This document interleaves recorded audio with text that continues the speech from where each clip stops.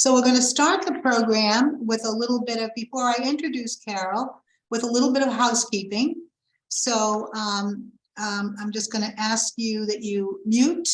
You are on mute, but we welcome your questions and look forward to them. So please have a piece of paper and pencil next to you so that we can take your questions.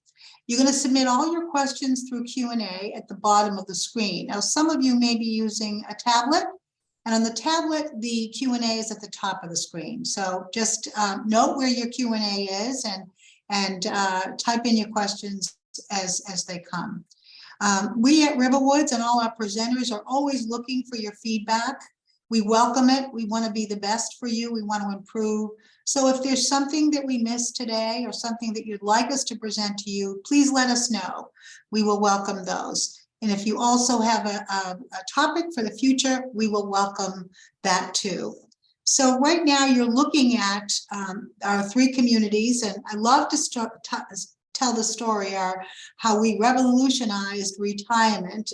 Two visionary women, Mariana Hatch and Rosemary Coffin, both of Exeter, gathered a group of Seacoast residents around a table, and their goal was to create a community where active adults were engaged and can enjoy their lives among friends, make new friends, but also have, I call it the security blanket of long-term care. So in 1994, the community to the left, Exeter, opened up, and the concept proved popular. People wanted to know, they came, they looked, and they were eager to learn more. So in 2012, we grew. Our mission was to provide this lifestyle, was to as many people as possible, and we wanted to fulfill that mission. So we have three campuses here in Exeter, the Woods, the Ridge, and the Boulders. And then we acquired in 2012 Riverwoods Manchester, and then our community in Durham opened up 2 years ago with 150 units, and so three wonderful self-contained, independent living, continuing care retirement communities. So that's our family.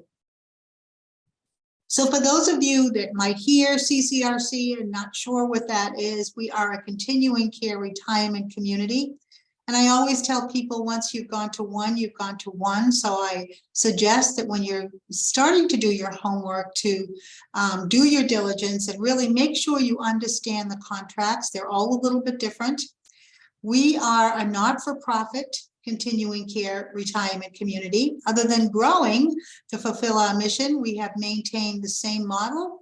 We are type A, where the contracts, where you come in independently, that is the requirement. And once you are financially and medically qualified, then we provide long-term care for you in our healthcare centers, which includes assisted living, nursing care, and memory care. And a portion of your entrance fee is also tax deductible, so you'll be informed of that.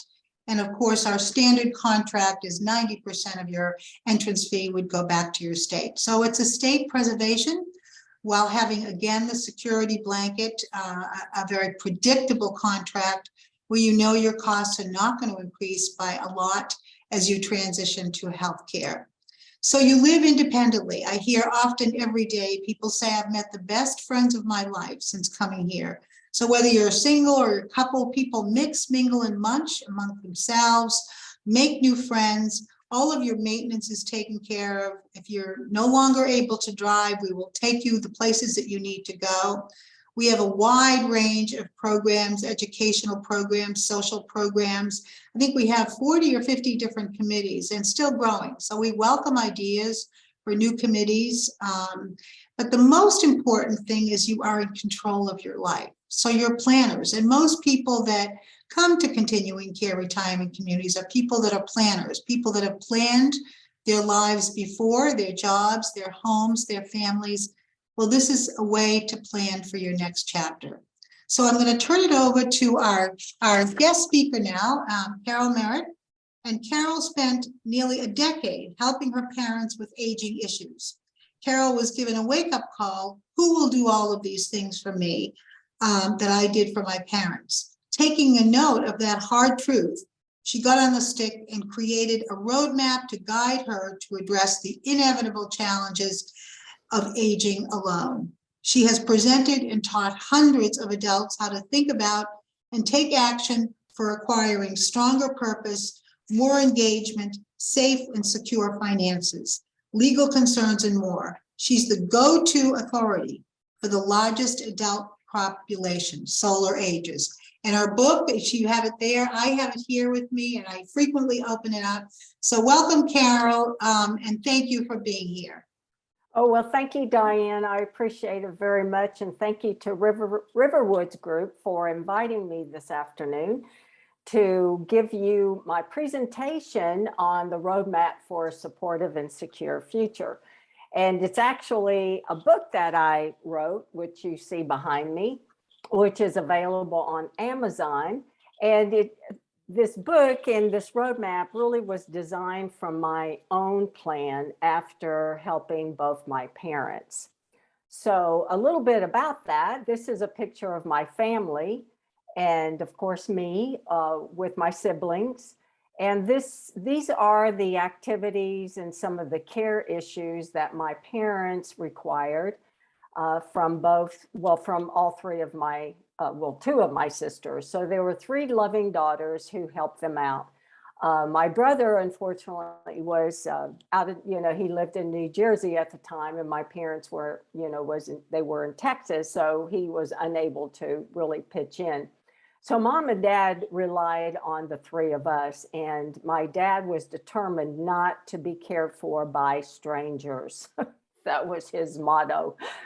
But he was from the silent, I guess the war generation or the silent generation, one of the older generations, and that's just the way he was raised. He was a farmer, and my parents took care of my grandparents, and that's just the way it was. So after experiencing all of the issues that my sisters and I helped my parents with, that's when I really realized, oh my gosh, what am I going to do? Because I have no one to rely on to help me with a few of these, any of these issues.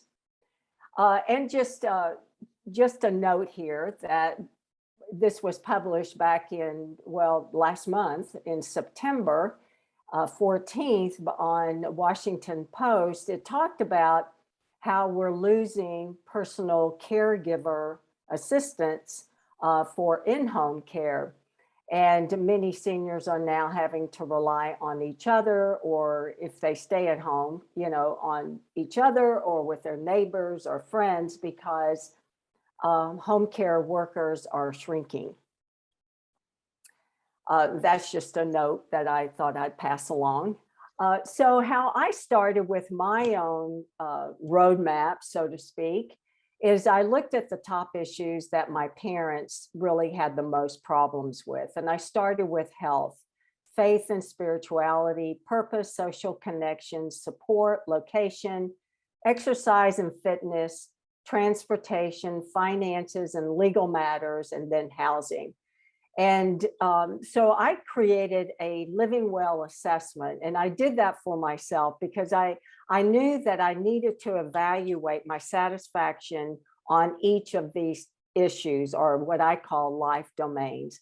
Because if I didn't know where I fell short, which ones were my weakest domains, then I would have no clue on how to, or which ones needed my work, my attention, my best of my abilities to rectify and manage them, and hopefully make them better if they were, if I was failing in them.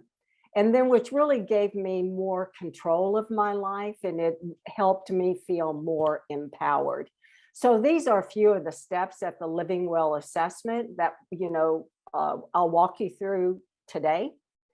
You evaluate and measure your satisfaction for each of these, identify which one puts you at risk, and review and create practices to improve them, and research for options and solutions, and then develop steps and things that help you move forward, help you make your life better in whichever aspect you're failing in or feel least satisfied with. So it's a roadmap that really helps you decide and get clarity on where you are right now, and then helps you determine where do I want to be, because you can't go from where you want to be if you don't know where you're starting out. So then I give you a strategy of how will I get there.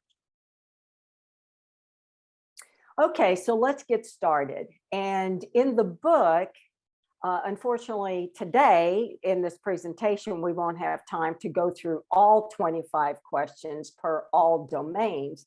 However, I've selected 5 per a few of the domains just to give you a quick idea or an idea of how you can start looking at your life and your aging process from the standpoint of where you are right now.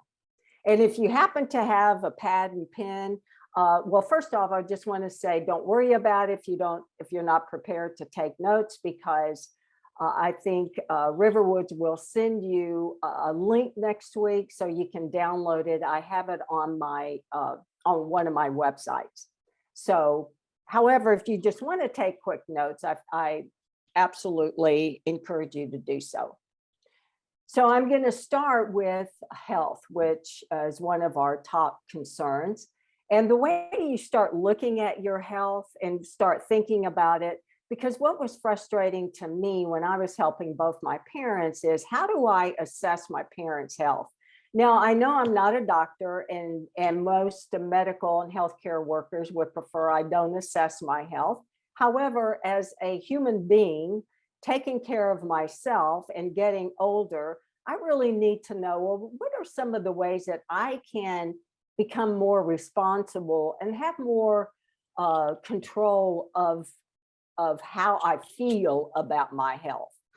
Well, first of all, do you know your family medical history? So that would be one of the top ways.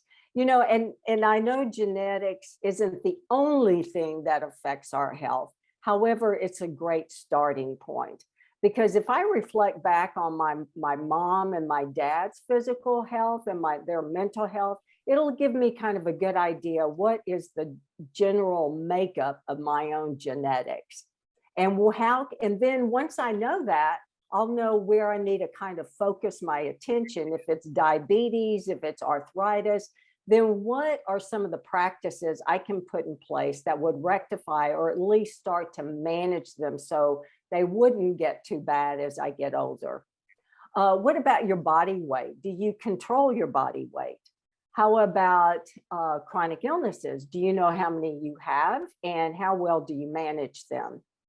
So as you're going through an assessment, if and when you ever download that little special report that you will have access to, then, or if you buy my book and go through this assessment yourself, it'll give you, you'll be able to go through each question and then really, I guess, write down your answer so you can get a clear idea of where you fall short in terms of, and I'm going to explain that in a minute. I'm not going to try to do it now.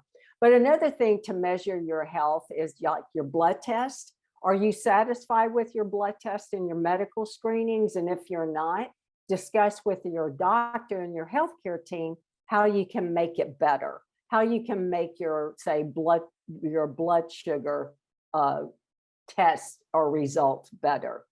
And what about your diet and nutrition? For me, when I met with my doctor to get a clear healthcare plan about where I was falling short in my health, we put together a diet and a healthy diet along with a dietitian. And for me, eating more fruits and vegetables were better for my body than other types of foods. So that's one way that you can start looking at your health and how you can make it better. And then your housing conditions, does it support a healthy lifestyle? Are you able to get outside and walk around? And does it promote fitness and engagement right where you live? Your home, does it support engagement? And if it doesn't, how can you make that better? Perhaps it's moving to Riverwoods to one of their communities. That way you have instant access to lots of people and lots of social engagement. Is your home affordable? Is it too big? Can you maintain the house? How about the landscaping? Does it require too much of your attention? And will the home grow with you in terms of will it allow you to age safely and independently if you stay there? And what about your monthly budget? Does your home monthly budget, meet your monthly income, your Social Security, and your retirement funds? And is it a safe neighborhood? Do you feel safe where you live? What's the crime rate like? Social connections is really important as we grow older because we need daily interaction. So how healthy are your friendships? The quantity and the quality, it's more about quality rather than quantity. And, are you surrounded by people you can rely on and even share some of the problems that you may be encountering? It could be a healthcare problem, it could be a money issue, what have you. We need people around us to discuss these types of concerns. And do you have activities and do you include friends in these activities? What about reciprocity? Are your friendships, is it a good, even give and take? And is it well balanced?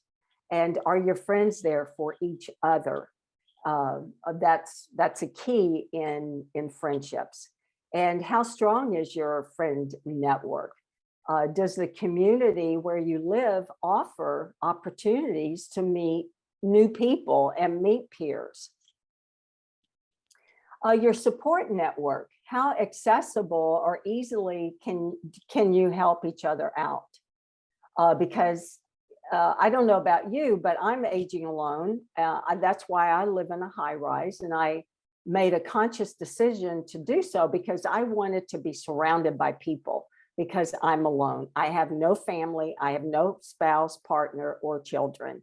And I was terribly isolated and felt very lonely when I lived in the suburbs.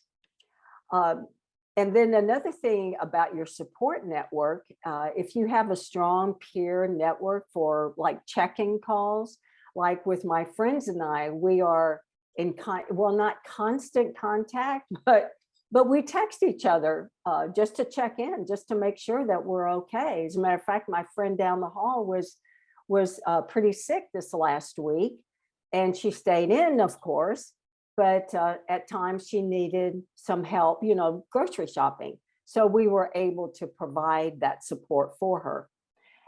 And then what about people? Are you surrounded by people you can rely on?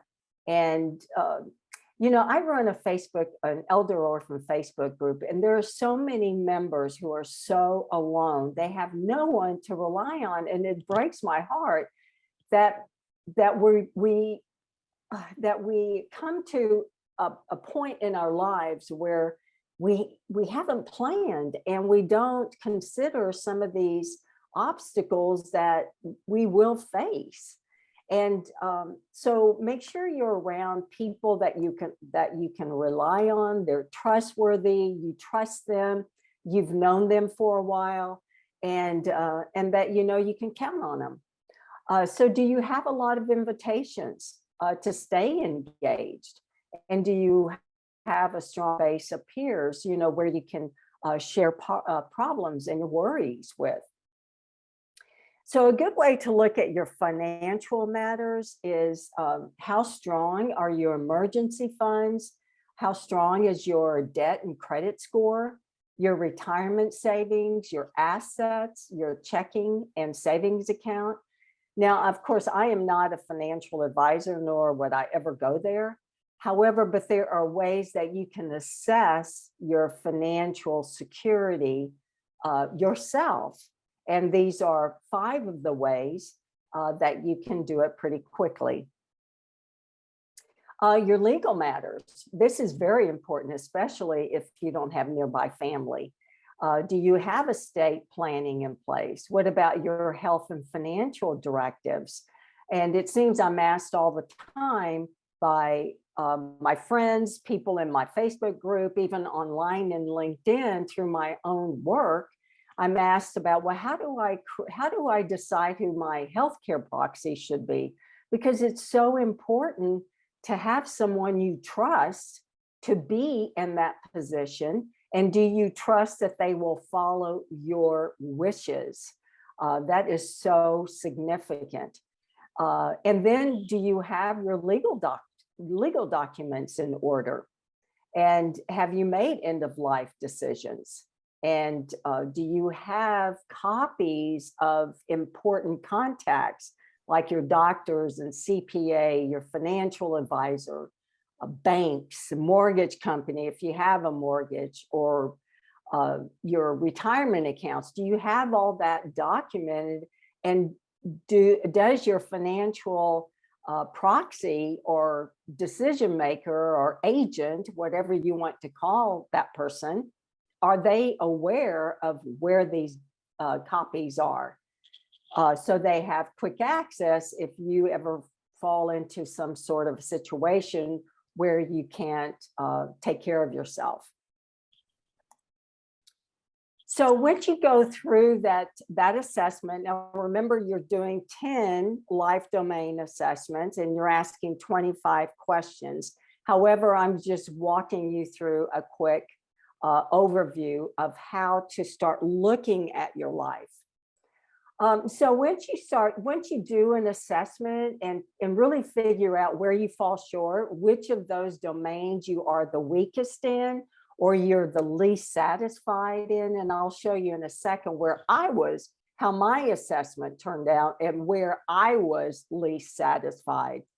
And then you start looking at the different skills and knowledge and competencies, mostly skills. What do I need to do to have more money? What do I need to do to improve my healthy diet?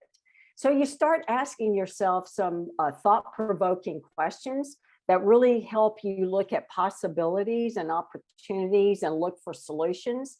So instead of focusing on the problem and where you fall short and what your weaknesses are, instead you take that where you fall short, let's say it's money, for example, because that's where I was falling short.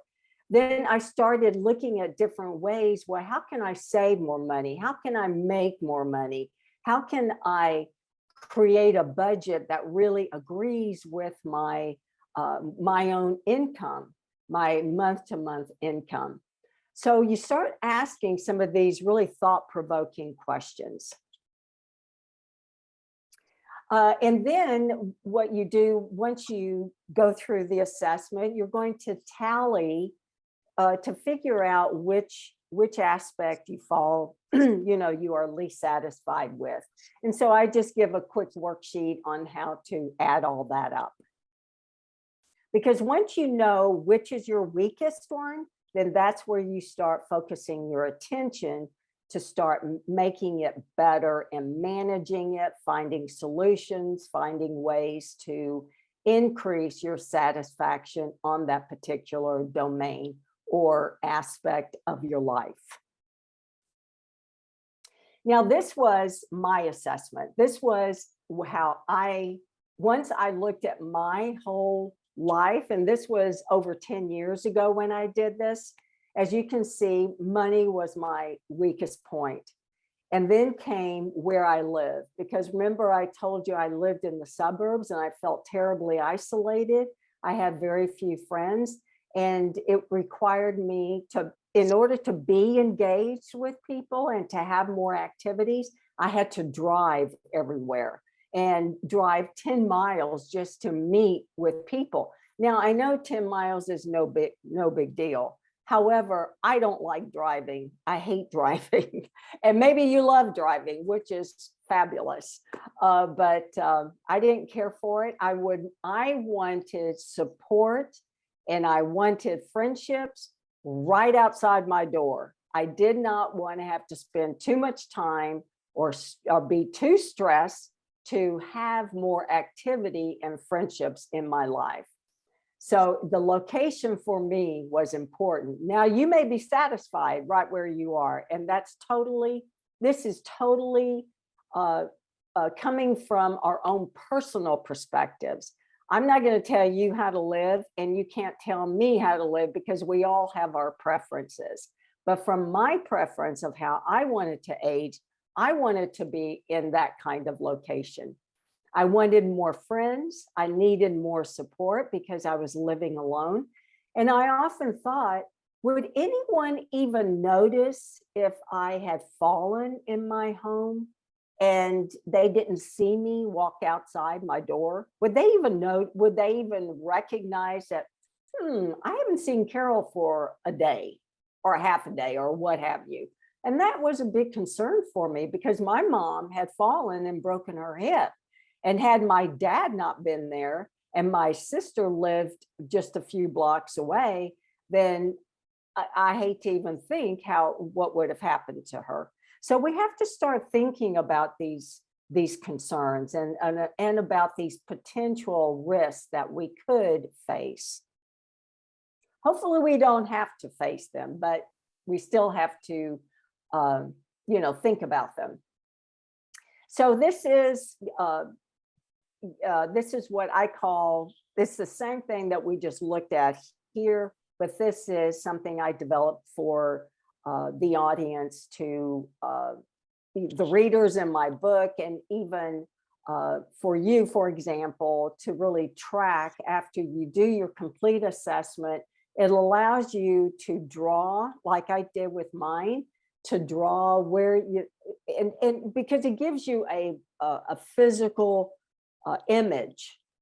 And then I kept it in front of me, and actually in my home, in my office, so that it was a constant reminder. Now this is, okay, I've got to work on my money issues. How am I going to do that? So I focused my attention there.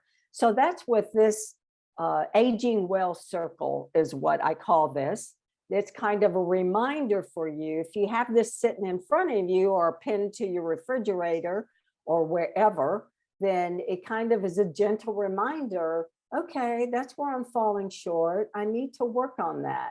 And I'm not saying that you have to go full effort into making changes, but just having gentle reminders, because it starts to open your mind into, well, even if you're driving down the street or walking down the street, I would start thinking about, well, how can I cut back on my expenses?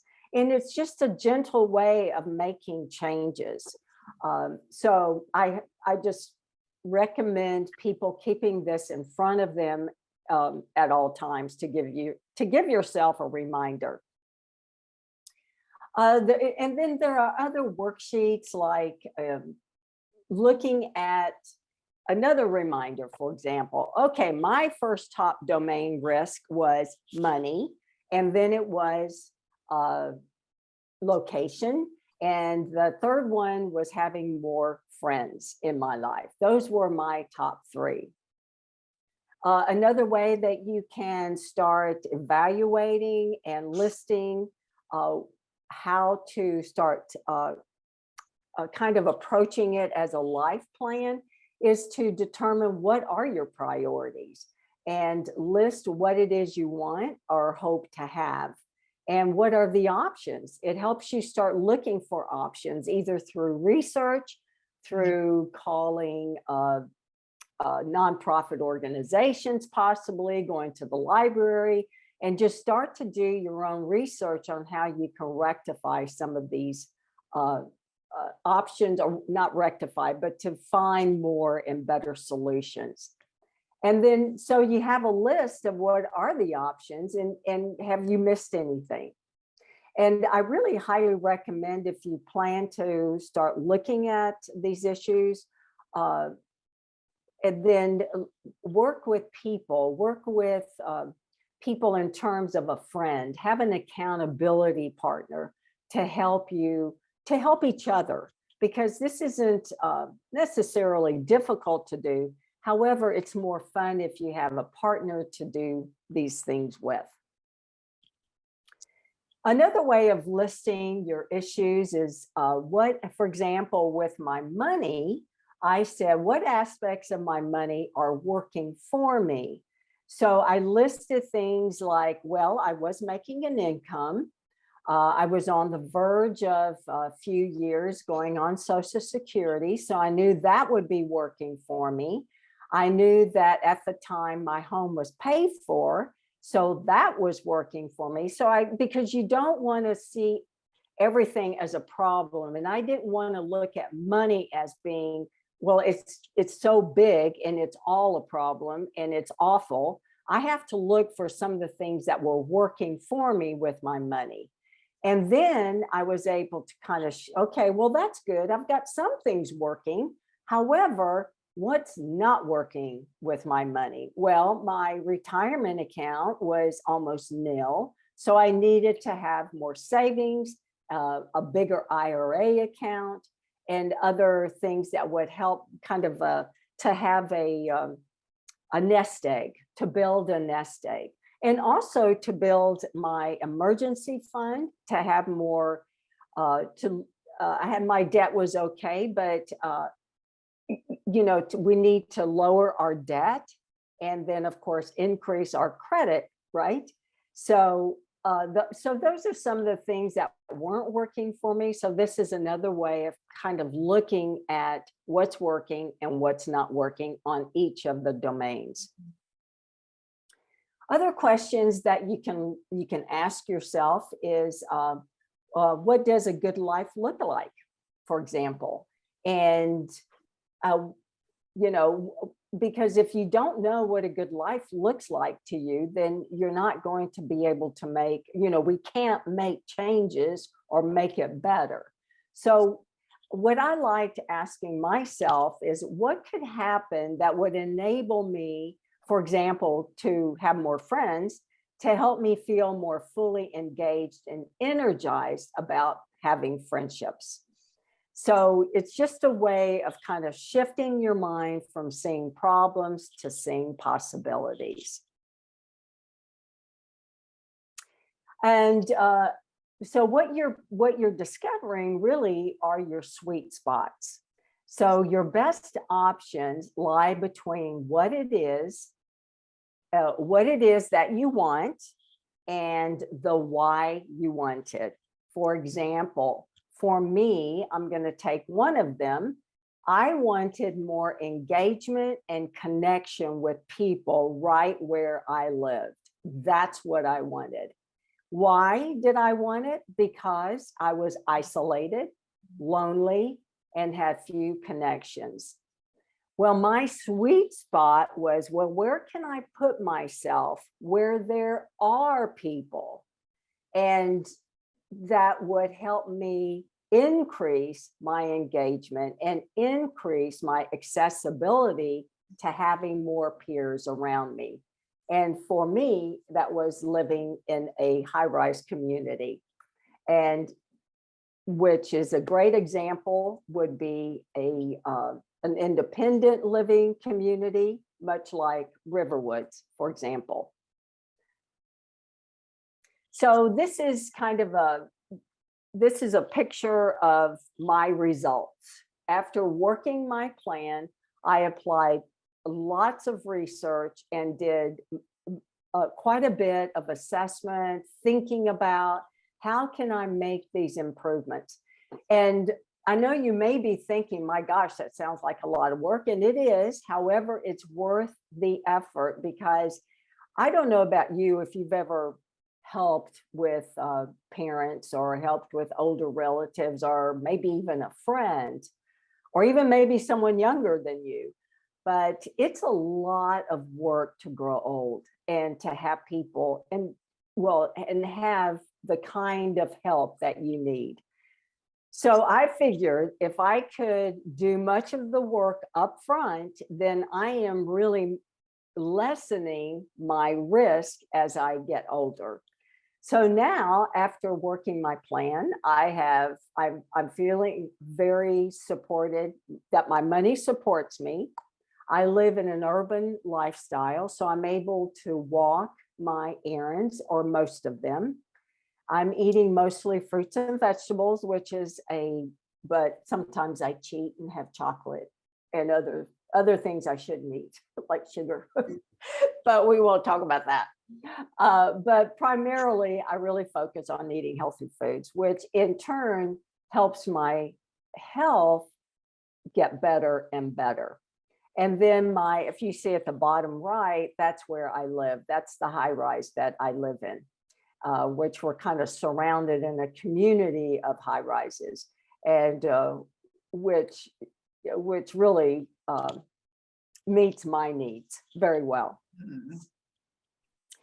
So I am, this is if you can see the link here, you don't have to register for it today. I think Riverwoods will be sending this link out to you, but it's a special report which kind of walks you through the same strategy my presentation talked about. And then you can download it. It's for free, and you can start working this. I highly recommend getting a friend or an accountability partner to do it with.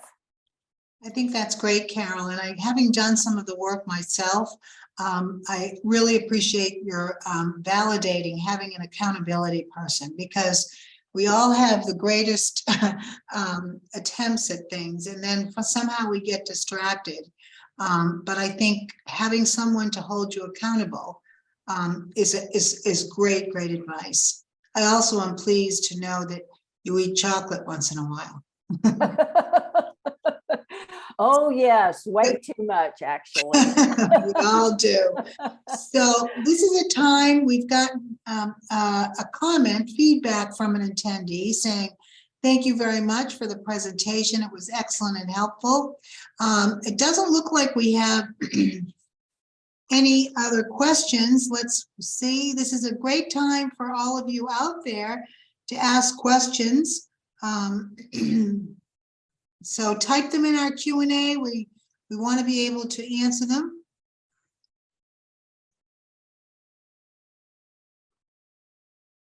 We'll wait a few minutes and see if we get some more questions.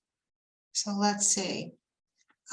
Okay, we've got a question from someone saying, what's the benefit of a solar ager to move into a CCRC, continuing care retirement community? Well, I think it's the absolute benefit. If you, because first off, like for me, I'm living alone. You'll have instant access to people. Not only that, you have instant access to activities that will keep you, of course, active, healthy, strong, and then you have a community where you're actually, that's with you through every stage as you age. So you don't have to worry about, well, am I going to be able to find a personal caregiver to come into my home? Will I be able to take that medical test like a colonoscopy because I can't drive myself? You have all of these built-in advantages that a CCRC, has for you. Yeah, I think you're fully supported. I think to follow up with you, Carol, having been here over 15 years, I see people, many people coming in alone and even not, but there's a vulnerability when we are alone or doing Absolutely. something different. And so the benefit is that you're embraced and supported, and it is an instant community similar to what you did in your own life. And so happy that that worked out. It sounds like you have a wonderful community. One of the questions that came up is what is the most common area you get questions about? Is there an area that people typically ask you questions about? Yes, social connections. That seems to be the downfall or the least satisfying domain that we all have, because when we get older, many times we exit our career, right? We don't have a job. Right. And it seems that our career or our job is is where we make a lot of friends. Right, that's Plus, it right. gets you out of the house. But Right. when you retire, you stay home, and it's friendships is where so many people. As a matter of fact, today I received an email from someone. She said, I have to have, it was some medical treatment. It wasn't a colonoscopy. It was another one. She said, I don't have any friends that will take me. What do I do? And I hear that all the time. And if you have a friend, then you know that you can rely on each other and you do things for each other. And you don't have to have a lot of friends, just one or two friends that you can count on to help you figure these things out. That's right. Whether you're living in a CCRC or living in a high rise, to have that support around the bend is so comforting. It takes away some anxiety that all of us have as we're getting older and alone, and not alone, but alone. You know, was your high rise specifically for seniors, or is it all ages, Carol? It's all ages, ages. However, I would say 50% of us are at least 55 and older. Got it. Okay. How, you know, someone's asking, where were you, how old were you when you started actively doing this assessment for yourself? You don't have to offer your age, but maybe you did it at a certain point in retirement. You know, it doesn't bother me. I'll tell you, I started when I was 55, and I feel so blessed that that I was smart enough to wake up, or I listened, right? I felt like you know, when I heard that voice in me, what am I gonna do? I mean, it was like, oh my gosh. I guess it's because my parents needed our help so much that at 55, I thought, oh my gosh, what am I gonna, and it was, believe me, it was more than, oh my gosh, what am I gonna do? It terrified me. So I was 55. And it took about 7 years to work through my plan and to put myself in and get myself in a position where I am today. I mean, I think that's great. And I'm going to follow up with saying, I don't think it's ever too early to plan for our next chapter, because we all know the fragility of life. I mean, we hear here, I interview people who say, you know, I get up, my husband passed away, or my wife passed away suddenly. So planning, have a plan is very comforting. And it doesn't matter. It's never too early, because life is full of chapters, and we have to plan for those next chapters. It's not, it continues to change.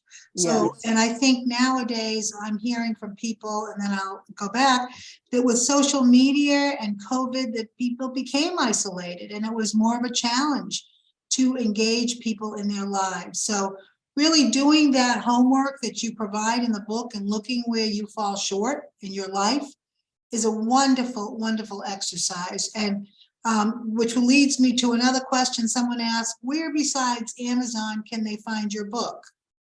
That's it. It's on Amazon. Okay, all right. Yes. Okay. There are a couple questions about how do I find an executor? I mean, I'll let you answer that, Carol. You know. Yes, and how do you find an executor? Well, if you don't have people that, like family or people you rely on and you trust, I mean, that's an important factor to have, or character to have in your executor, then I would talk with an elder law attorney about it, or a financial fiduciary, and they can help you figure that out. Okay.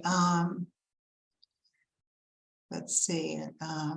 Very much want to say thank you, as I'm not quite old enough for Riverwoods. However, I can relate so much, as I'm in the same situation with my parents, and it has dramatically affected how I am looking at the future. And thank you for validating my concerns and wanting to make good decisions for the older me. Thank you. Wonderful feedback. Another wonderful presentation. Thank you. Another one, you are absolutely right. Just to drive to cataract surgery and help with drops becomes an obstacle. The suburbs and retirement can be very isolating. Another one, I feel that it will be a challenge to live in that kind of environment after living alone in a large house for decades. what are some of this is probably for me, what are some of the suggestions for finding a comfortable balance between privacy and community? And I'll answer this on behalf of Riverwoods, and Carol, you can kind of say, I mean, we have people here that have left huge houses and say, I'm so thrilled to be surrounded by some of the most wonderful, my favorite pieces. I'm in a smaller space. I have neighbors that I can relate to. I can be in the library quiet, or I can be in the dining room social. So there are no rules or regulations. Change is always hard, and there's always some resistance, but not planning for that change is the worst thing that you can do for yourself. So understand that it is not easy. I'm sure Carol might have had some challenges moving into a building unknown. You can share a little bit about that, leaving a suburb. That's right.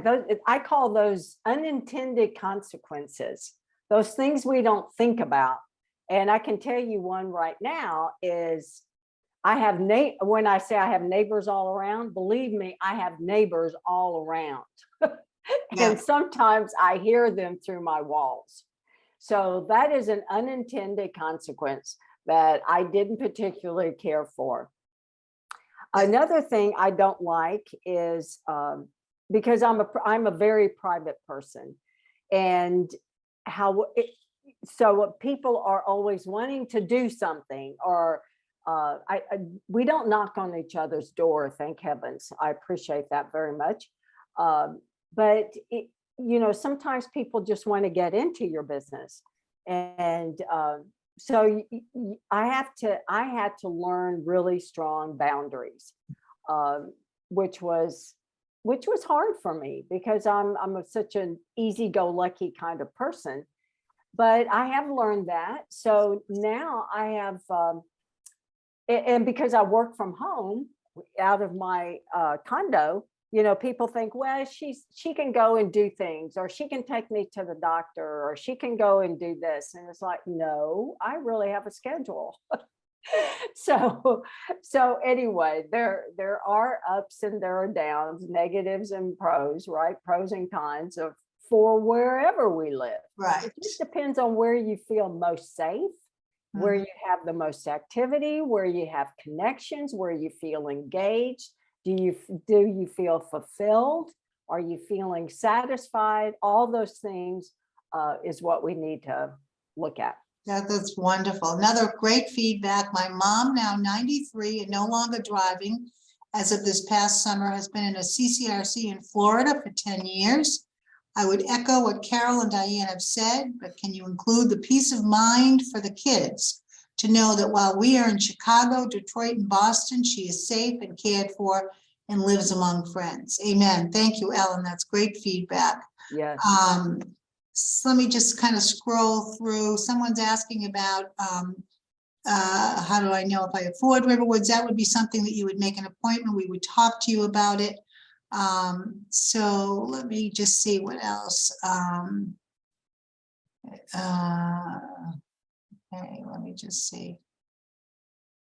Do you ever feel overwhelmed with all your preparations for aging? How did you deal with the huge number of needs, details, research of making changes? It's a massive undertaking. That's why I'm a big promoter of start early and start way before you are starting to face some of the risk, like bad health, more chronic illnesses. Start as soon as you can. Start before you have emergencies happen, before your health goes south, before you start worrying too much. Tackle it now, because I cannot even imagine doing this when I'm 75 or 80. I would have just been blown away. It was like, oh my gosh. Right. Yeah, I mean, this is, yeah, absolutely. And we tell that again to people as they're thinking about downsizing, how overwhelming that can be. Oh my gosh, yes. I mean, that's a big, start early, start now. One of the questions I get, do you find that you reassess your domains every few years as your life changes? Absolutely. Yeah, I'm sure. Absolutely. Yeah. Absolutely. But the good news is because you have created a plan, then it's so much easier to use the same roadmap and to just kind of pivot and make changes wherever Mhm. you need to make a change. So it's a lot easier. Plus, you've done it before. So it's kind of like learning a new habit. Oh, well, I know how to do that. Okay. So now I'm starting to have higher blood sugar. Oh, okay. So what does that mean? I'm at the risk of having diabetes. So how can I rectify that? Mhm. And so you just follow the steps again. Yeah, Talk with your doctor, create a care plan around it. yeah. Yeah, I think one of the things that all of us agers have to do is be adaptable and be open. I think that's one of the things, because we do a change is, again, comes to us in different ways, whether it's health, whether it's lifestyle, whether it's companionship, whatever it is, it happens, so we just have to recognize that, things will change and be prepared for it. And I think, once again, your book, I found it to be just very comforting. I'm also a solar ager, and I just loved reading about the great ways that we can connect when we're no longer working full time, and so many wonderful volunteer opportunities. The wisdom of aging people is so welcome in communities now. Yeah. So really wonderful, very hopeful thoughts. Let me just scroll through and make sure I got all the questions. I also, let's see, lots of thank yous, Carol. Thank you, Good. a common Thank sense approach. I am part of a woman in transition group that I plan to bring the book in for discussion. We have Okay. covered many of these topics while we were working, and now 18 years later, here we are, and time for reassessment, because it now is real. Again, the fact of changing, in 18 years, a lot changes, so lots of thank yous. This gift will be a great gift for friends who haven't started planning for their future. I worry for my friends who, out of fear or other reasons, don't want to tackle this important topic. So great feedback from people. Yes, just don't bury your head in the sand. I know too many people that just bury their head in the sand, and it just, oh my goodness.